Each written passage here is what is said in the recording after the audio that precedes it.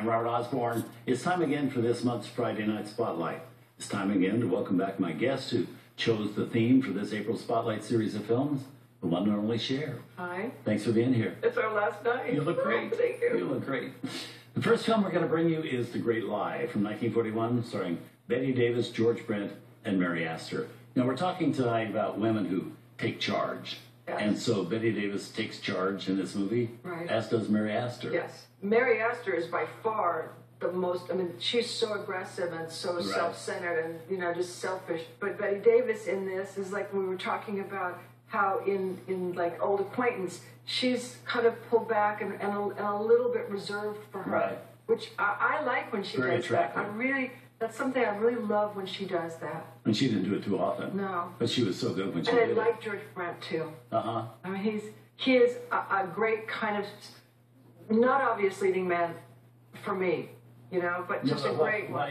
Why they all liked him and why audiences liked him, but the women particularly, because he was sturdy, he was strong, you could believe they would fall in love with him, right, and yet he wasn't going to ever overshadow the women. Right. This is an interesting story, I think. Yes, and I understand that Bette Davis, of course, had her choice at that point of any part she wanted to play, and she chose to do the lower key part in this movie. And I remember when reading that when the reviews came out and everybody said that Mary Astor stole the picture from Bette Davis, Mary Astor said, no, I didn't steal it, she gave it to me. Right. But they used to get together and try to make the script better, and they were given, the get-go to go ahead and do that. But they kept adding lines for Mary Astor's part to make it stronger. They just wanted, Bette Davis always just wanted to have a good movie.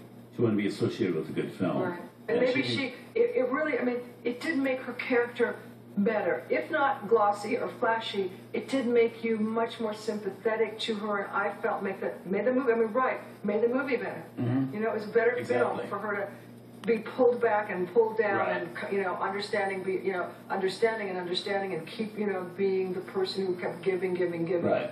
Well, let's have a look at the movie.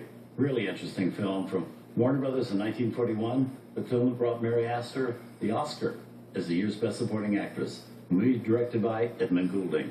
Here's The Great Lie.